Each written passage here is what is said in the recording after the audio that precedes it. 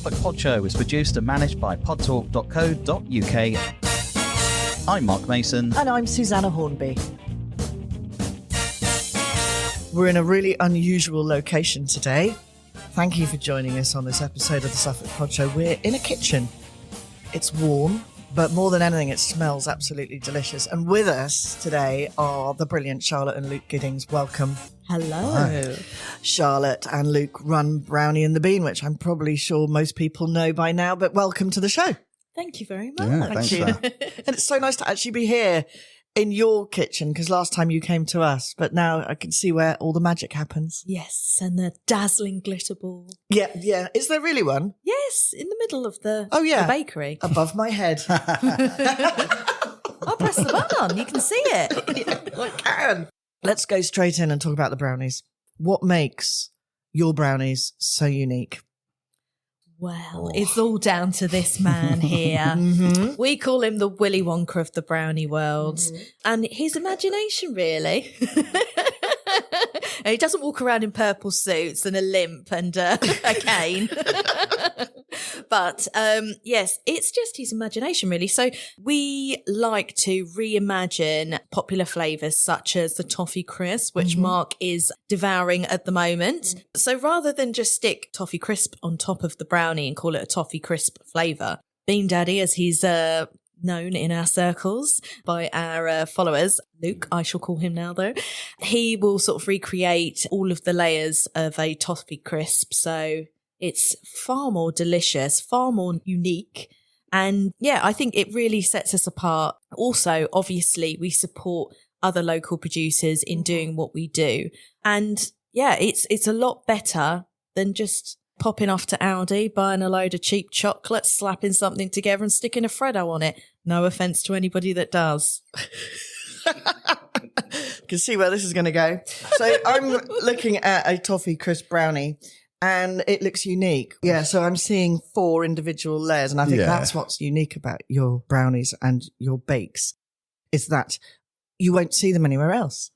No. And we love the idea that if you're buying a box of 6, it's an actual experience, because you've got 6 completely different flavours and they're just so delicious. And you can sort of, I'm feeling a bit sort of passion fruit and coconut today, you can sort of work your way through them like a box of chocolates, but there's a lot more to them. There is a lot more to them. And quite frankly, I think, I would actually probably even halve my brownie. How very Really? dare you? Jesus wept. Half my brownie. What kind of madness is this? Get her out! Get out of my bakery! The business itself, though, I'm trying to be serious. All I've got is this.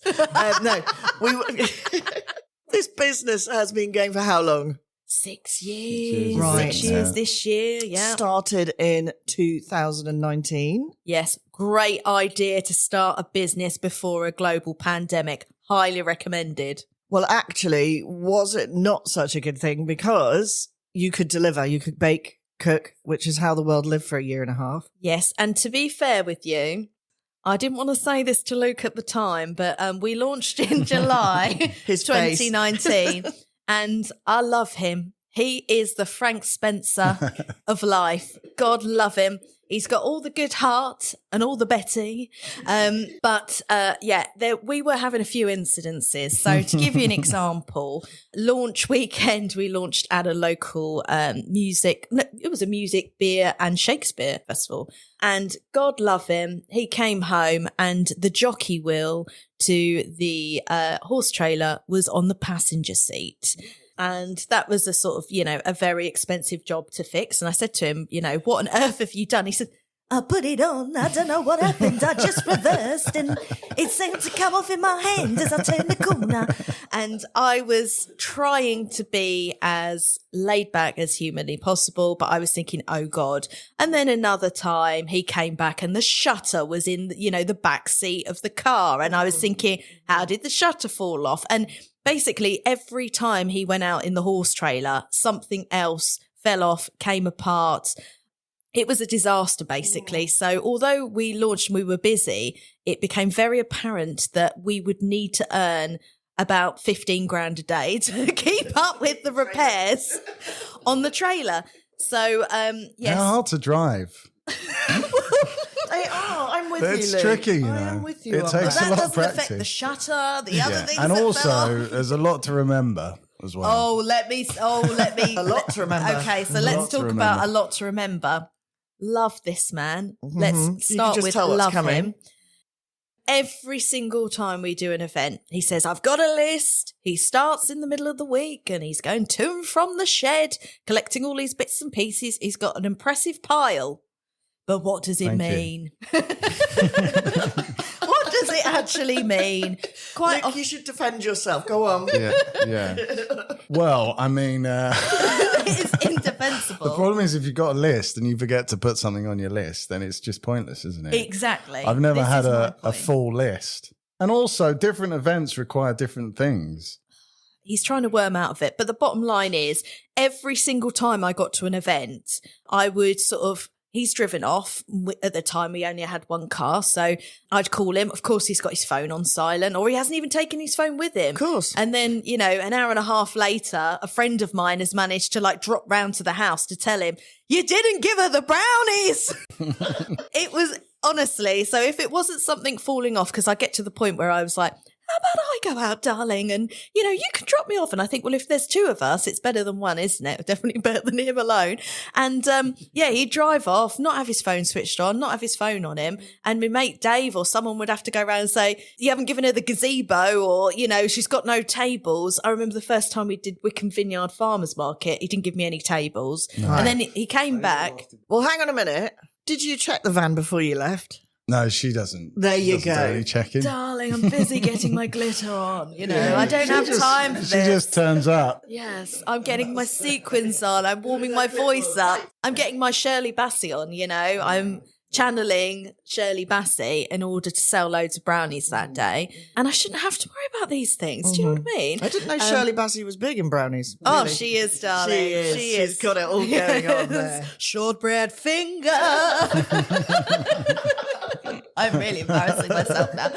Oh dear. So it was a good idea. Obviously, we managed to build this business from nothing, but the first 6 months were it was a very stressful time, shall we put it, because I had realised that we're never, ever, ever going to even break even with this current model. Not to put it all on your head, darling. So we decided together that we were going to get a permanent pitch outside of Bury St Edmunds Station, and we launched on the 30th of January 2020. Oh, good. Yeah. Can we just get a dun, dun, dun? Yeah, I'll put that in the edit. Yes, so leave that bit in there?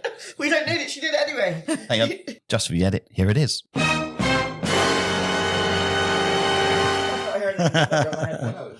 It's the 30th of January. Life's looking good. yeah, it's looking great. And all of a sudden, this cow of a storm wades in called Storm Kira.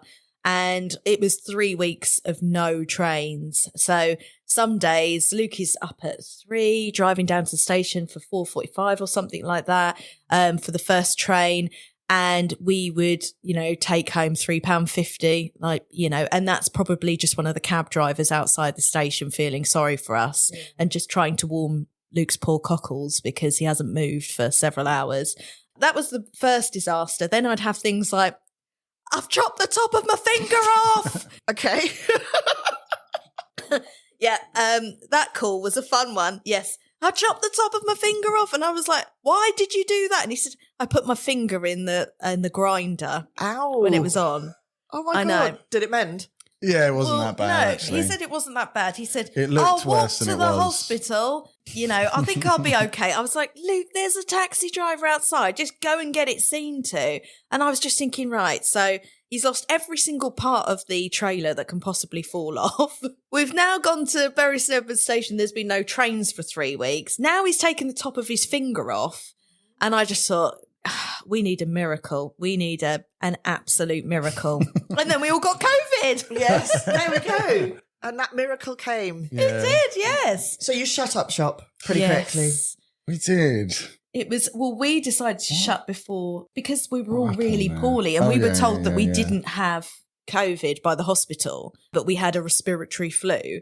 So we decided we better shut the doors. Because they were sort of saying to everyone to shut, weren't they? Yeah. Basically? And we just thought, although we are now at this point massively in debt and pretty scared, because there were no other prospects at the time, we shut before the lockdown. And I spent 3 weeks crying, and we drank the entire contents of the shed, which was largely mulled wine and bitter lemon. I thought you were going to say lawnmower fuel.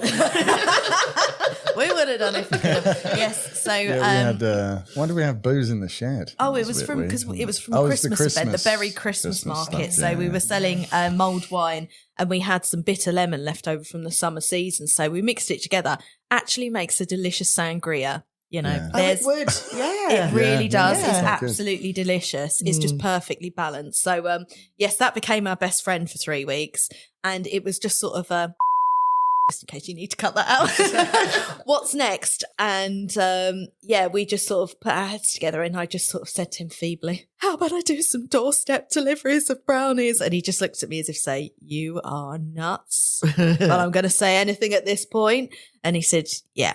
Go on then. And I put a note in our local community notice board on Facebook, and that's the beginning. Darling. That's the beginning. Yes. The beginning of the empire of Brownie and the Bean. I don't know if it's quite an empire yet, but I was going to ask you that. At the moment, you're doing well. It looks like you have so thousands of followers. You're all over social media. You've got hundreds of customers, and that's all come from literally starting with one delivery, which I think is amazing. What's the future for Brownie and Bean? What's the ambition? for us, it's just to keep being happy.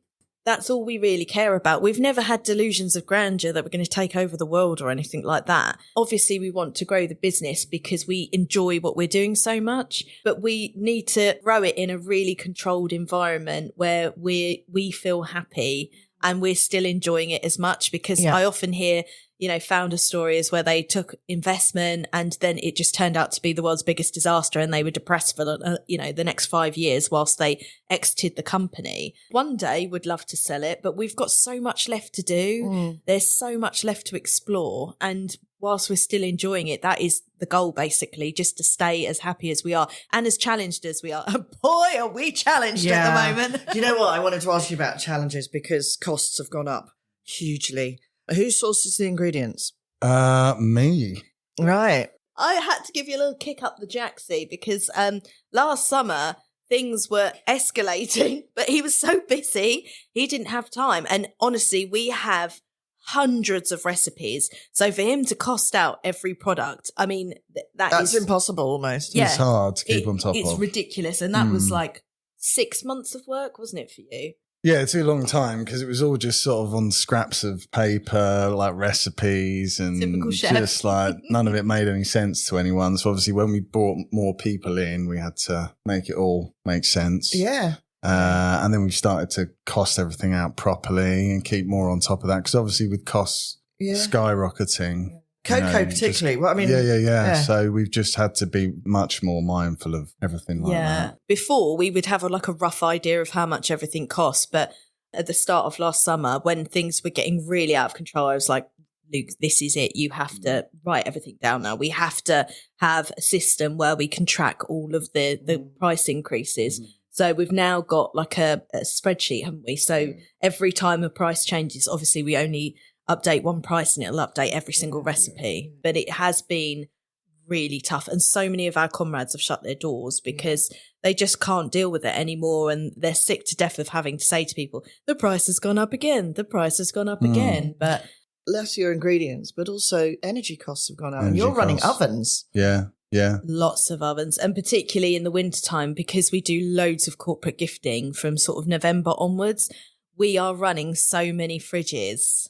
There are a few moments, I'll be honest with you, where we lose power entirely in December because we're running so many. But yeah, I mean, everything has gone up so much, even your postage fees, the packaging, it feels like it just never ends at the moment. So we've really had to focus a lot of time on tracking all of that just so we can be sustainable. And there's only so much you can put the price up to your customers because they can't tolerate more. So you're being squished in the middle. Yeah, absolutely. exactly. And this is why it's so important for us to have a point of difference, because if we're charging X amount, we need to show that we are different from everybody else. Our chocolate is excellent quality, our ingredients, excellent quality, and we handcraft all of these aspects, because once people understand that, they're willing to pay a bit more. Your business minds and the creativity that you have too of thinking up of different flavours. How does it happen for you? Do you just have that sort of light bulb moment? A lot of the flavours are sort of classic flavours. So then it's just a case of maybe I'll have an idea. Maybe I'll look at other people's ideas and put something together. Why don't you tell them about that idea that didn't go so well? I have a lot of weird ideas as well that are not so well received.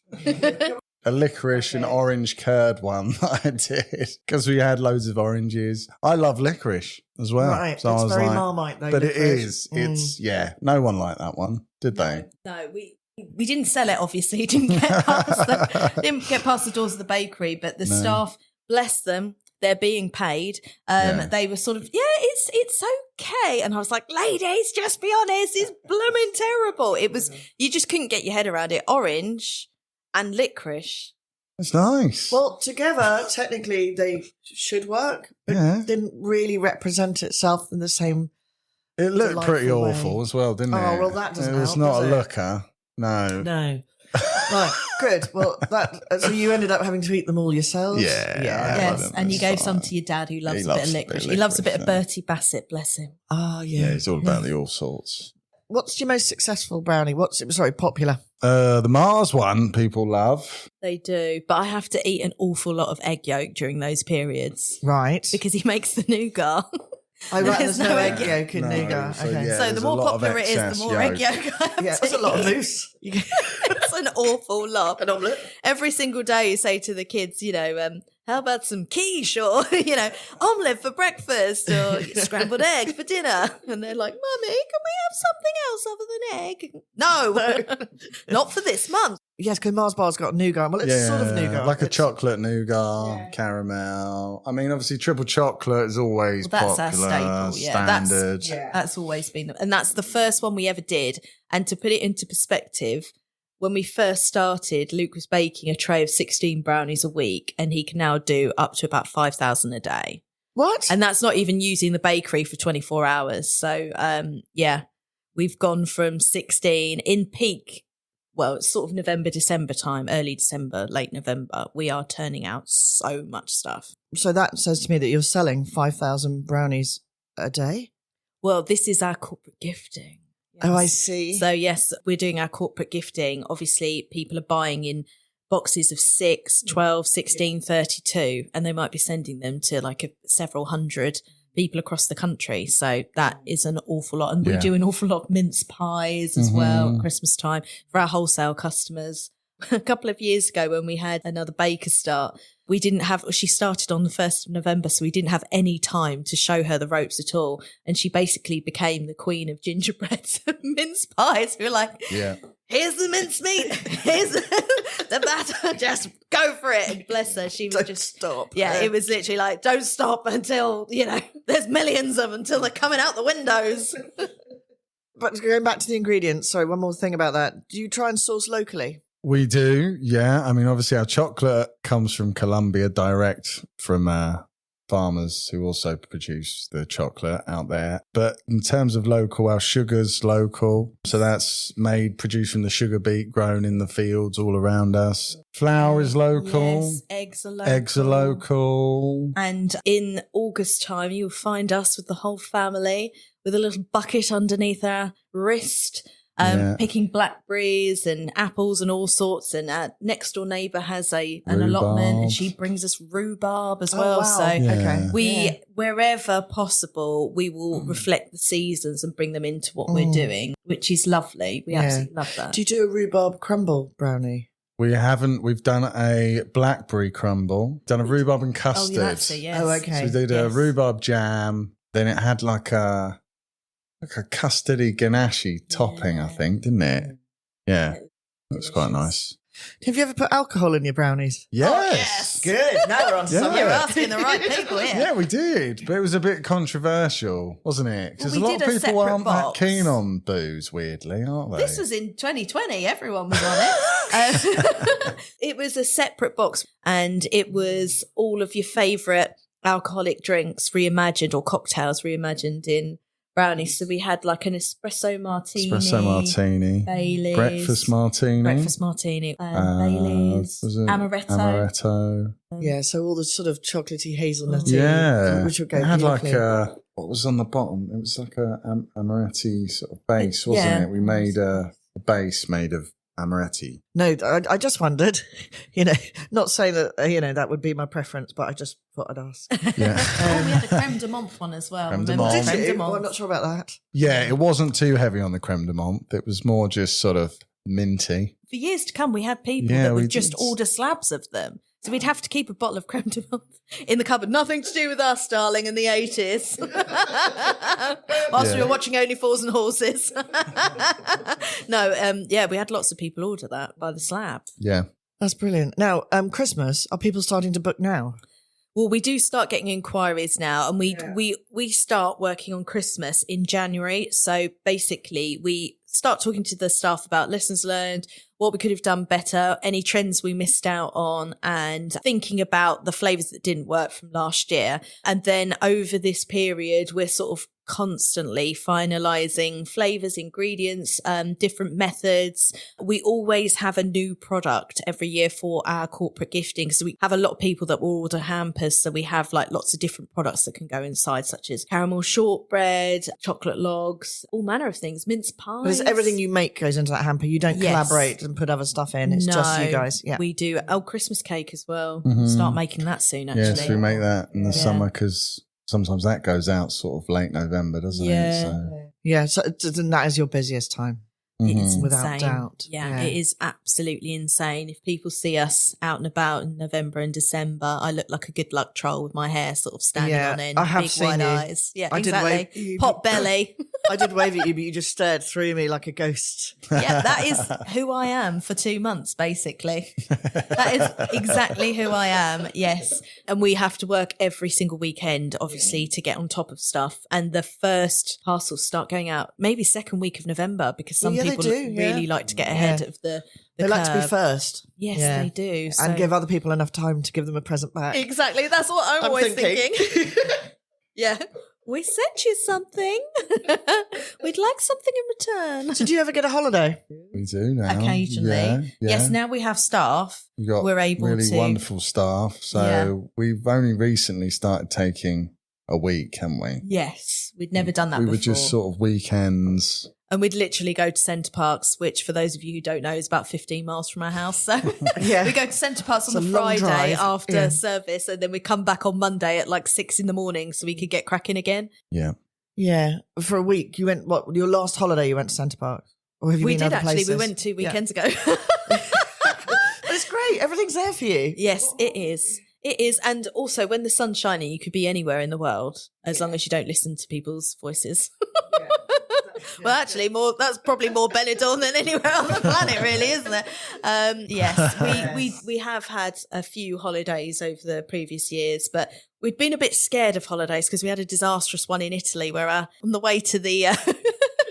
This is just always, the sort of thing that happens to us. We were at the airport the night before, and our son, who was 1 at the time, fell off the bed and chopped his tongue in two. No. And it was just literally blood everywhere. It was like Texas Chainsaw Massacre in the room, and we took him to the hospital. I just turned round and he was just covered in blood. I don't know what had happened. God. I'd gone downstairs to get us a drink. Luke was like, "Hold the drinks! Come on, we need an ambulance." I was like, What could go wrong? I know. "Yeah, He exactly." just bit his tongue, did he? Is that how it Yeah. works? He just bit it. He fell Yeah. off something. He had this little Just forked bit it. tongue. He looked very sort of like Star Trek back in the day. And then it was a pretty much a disastrous 2 weeks because our son wouldn't go to sleep, and Luke He's just miserable held him. all Yeah, time, he wouldn't. isn't He he? wouldn't go in his pram either. So I remember walking out of the living room one night, and Luke was almost asleep holding him, and he saw me, and he was like, "Ah!" holding the baby. It was absolutely terrifying because he hadn't slept for 2 weeks either. How old are your kids now then? Oh, 7 and 9. Oh, great Yeah. ages. Yeah, they as long as they can swim, they're good ages. Yeah, so it's a lot more relaxing going on holiday now than it was. Yeah, well, they're proper people now, aren't they? Yeah. Great Yes. conversations. Yes. Yeah. And they're very quirky as well. Well, that doesn't surprise. I was going to ask, who's more like who? Which child is more like? They are both like uber versions of our alter egos. Yeah, they're both incredibly fabulous, creative, and they both really enjoy cooking and that sort of stuff. Very, very creative children. Oh, that's lucky and lovely. Yeah, how nice. So, awards. I keep seeing you on LinkedIn with some other bloomin' gong in your hand.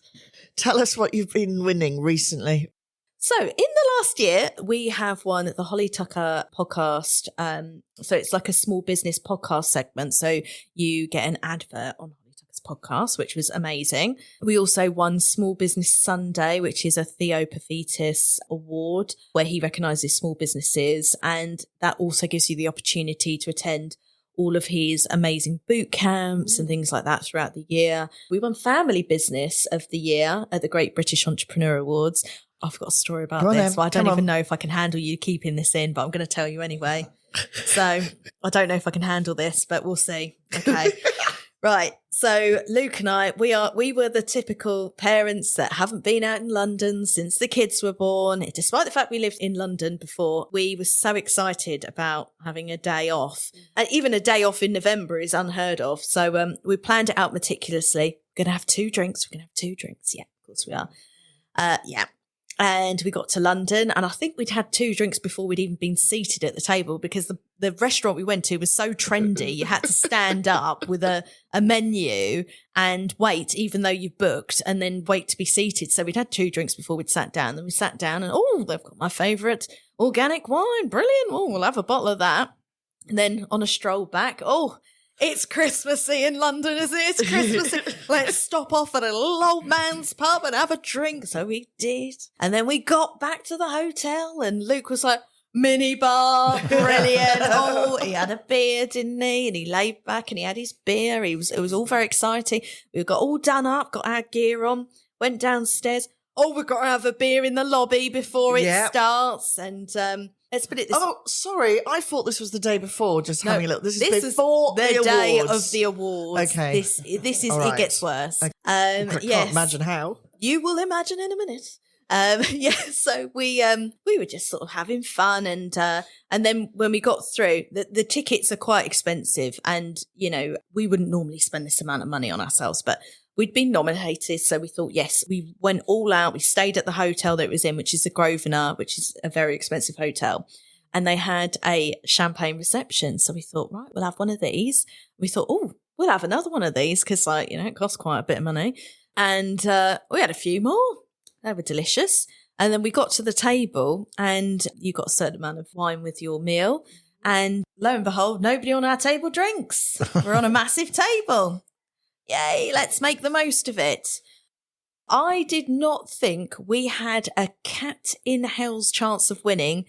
If I'd have known we had any chance of winning, I probably wouldn't have drunk for 3 months beforehand, let alone drunk so much on the day. And when they said, I was so mortified when they were, they were running through all the packages and they're saying, and Charlotte and Luke Giddings from Brownie and the Bee. And I was like, oh God, I'm so embarrassed. And they're like, and the winners are Charlotte and Luke Giddings from Brownie and the Bee. And I was like, ah! I was a combination of Tina Turner having a heart attack, trying to walk whilst needing the toilet, up a set of stairs. I was crying. I was laughing. I was so drunk. I was absolutely mortified by myself at the same time. Even as I was walking, I didn't know quite what to do. I was so mortified and everything that the person handing out the awards actually had to say, you need to shake hands with all the other people that have won as well, because I just was up there just like hand in head going, oh my God, we've won. My mind was blown. I just, So no prepared speech or anything? well, luckily you don't have to Oh, you say didn't have anything to do because there's that. so many categories. You don't have to say anything. But I just didn't even shake hands with anybody. And I was like, oh God, I'm so sorry. Well done. Because I just thought, oh my God, I must look like a right state. We did. We did. I'm assuming you were with Charlotte. You I was were there there. too. Yeah, I looked. So at least you made it up onto the stage. Yes. Right But there. he's just sort of like this, and for anyone that can't see, is completely gormless looking. And the photos, I mean, I just embody crazy woman. Yeah. Luke looks like he's just had the fright of his life. We've just seen Elvis come back to life. Yeah, we need one of those photos. I want to put it in the show notes. No, I wouldn't even show my mum the photo. Yes, so it was I quite want a to wild see time. Tina Turner. What did you call it? Oh, Tina Turner having The bad day. The Yeah, heart attack. basically a heart attack whilst needing the loo, whilst trying to walk up a set of stairs, in shock. It was I was calling Nutbush city limits and then some. It's never normal talking to you two, is it? It's always a bit crazy. Now I'm seeing that you're doing a special offer. I suppose you'd call it an offer because you've collaborated with Suffolk Mind. Yes, so this is really important to us because we feel like if you're going to have a business and you're going to expect people to buy from you, what do you stand for? Like, it's not good enough to just want to be rich and sell loads of products, and we are really, really passionate about the work that Suffolk Mind are doing. And I was very fortunate to speak at one of their events just over a year ago. And I was so moved by the stories that they told us. And I felt like this was the missing piece of the puzzle with our business. I've spoken to Luke about it and I just said, I think we have to do something to help. And I'll be completely honest with you, we get about 10 emails a day asking for charity donations. And it is so difficult because people will remember you from a market 6 years ago that you served them and say, oh, I bought something from you 6 years ago. Is it possible you can donate £100 voucher for my, raffle? And it breaks your heart because you want to help everybody and especially everybody that supported us. And we thought maybe this is a way to sort of finalise and put a pin in it and just sort of say, we are going to support this charity this year and we're going to put all our efforts into that. So 50p from every box sold is donated to Suffolk Mind. And we're also doing some other things that are fun with them this year. So we're going to be doing their colour run in October and we'll have our coffee set up with disco balls galore and we'll have our cakes available on the day. But, having gone through, I laugh and joke about everything, but in all seriousness, having gone through setting up a business, pouring all of your life savings into it and pretty much losing everything and having to start again. It really does take a toll on your mental health. And it made us realise so clearly that we're all just one step away from one thing going wrong. We could have given up when the pandemic had happened. I'm sure we'd still be paying off all of them, the startup loans and everything else now if we had have, but we could have given up and it's so easy to do that. And it was just, it just really pulled at our heartstrings because nobody's special or nobody, there's nothing wrong with you because something awful has happened to you. It can happen to anybody. And we want to support those in need. And it's a lovely sentiment as well because people buy our box to cheer up a loved one or tell someone they're missing them or, brighten themselves up. And we're paying it forward on their behalf to someone they've never met. I think it adds incredible value to the work that you're doing. And that's really interesting to know. And it does add for everybody who's buying from you. It's a genuine thing. I would love to know what's the worst thing that's gone wrong in the kitchen. In the early days, when I was just on my own in there, things could get pretty grim. Because if things go wrong, like we've had sunken cakes, loads of sunken cakes happen.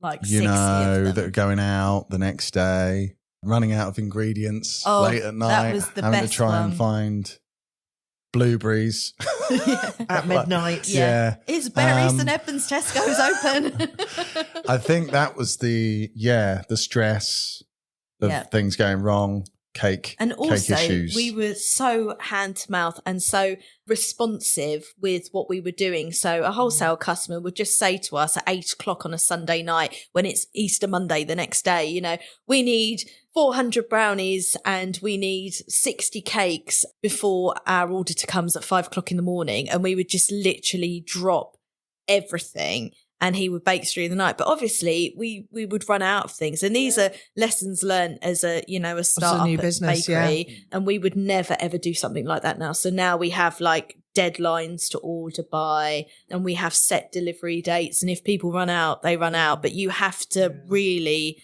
I know it sounds so hard, but you do have to have boundaries with these things. Yeah, no, I was going to say, but you just don't have a choice when you just started. You think, I've got to do it. We just thought we needed everything, you know, we wouldn't say no to anything. We'd do every event. We would say yes to any order. And much to our detriment of our mental health, really, because I remember one weekend we've actually got a framed picture of this. How many events did we do? Was it 8 in a day or I don't something? know. Yeah, it was. And we had the kids and we had one car. So we were just driving to every event. And then taking the kids to swimming and ballet or whatever. And I think there was 8 it's like events. farmers markets and things. And I think we made a total of like 30 quid that day. Yeah, worth every penny. Oh my God, it was ridiculous. And we're not the sort of, no offense to anybody that is, but we would never just give our kids a tablet and just say like, mummy and daddy are working, just sit in the car and do that. We, always try and do engaging educational stuff with them. So you can imagine poor Luke literally like, here's a word search. I'll kick off. And Dolores is like, daddy, I'm 2. It was that sort of vibe. And it's stressful enough raising kids without having to think, we're working all the hours God sends, and it's not their fault that we've got 8 markets today. Yeah. And the thing is, I was going to say about these wholesalers is they did not realise or think about the pressure they'd put you under. No way. But if you don't set the, what they need to stick to, they'll always take the mick, won't they? They always will. And don't get me wrong, we have a wonderful set of wholesale customers now, and we have really seen an evolution. And you have to sort of weed it all out as well. You have to be firm with your boundaries from the start, and there's no point in working with people that we don't want to work with, because the whole premise of our business is that we're happy. We could go and work for somebody else and never see our kids and earn, a lot more money, but we wouldn't be happy. So it's really important to us that we work with people we like, and we are so blessed that we have an amazing set of wholesale customers now. They order on certain days, we deliver on certain days, and it's all very exciting. And how far does your wholesaler spread? Well, during lockdown, we were all the way up to, I think it was like the Lake District and London and all sorts. But at the moment, it's East Anglian. People fleet in and fleet out. So someone might say their baker's going on holiday for 2 weeks. Can we, supply them? And we'll send stuff out. But yes, at the moment, it's East Anglia, but we have done all over the country. I remember last time you spoke, you were doing mad drives off to certain places. Oh, yeah. Oh, yeah. All the drives, all the madness. Yeah.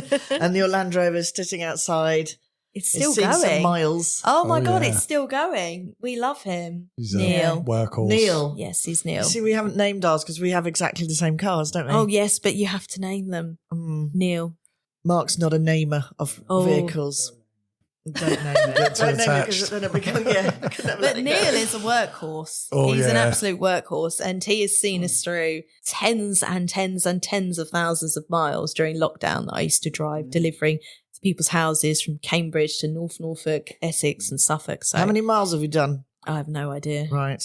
But I know when we bought it, it had hardly any miles on it. So, okay. Interesting fact. Thank you. Sadly, we've got to finish in a minute. No. And it's always a pleasure talking to you guys. It's amazing. Oh, we love hanging out with you guys. It's so much fun. We need to do a pub visit one day. We do. For those who are not in the know, which will be everybody, is that we live practically next door to each other. Yes. So, let's do it because the food there's really good. Cross Keys, you mean? Yeah, we're going to do it. Okay, great. Thank you. Thank you for sharing. And too much as always. Yeah, always, but never mind. No boundaries here. And thanks for the brownies too.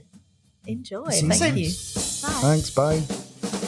Thanks for listening to the Suffolk Pod Show. Find us on Facebook, Twitter or Instagram, or you can visit our website, podtalk.co.uk. And here's our disclaimer. The Suffolk Pod Show will not be held responsible for any omissions or errors in its podcast. The Suffolk Pod Show is produced purely for entertainment purposes. Views and opinions are that of our own or that of our guests.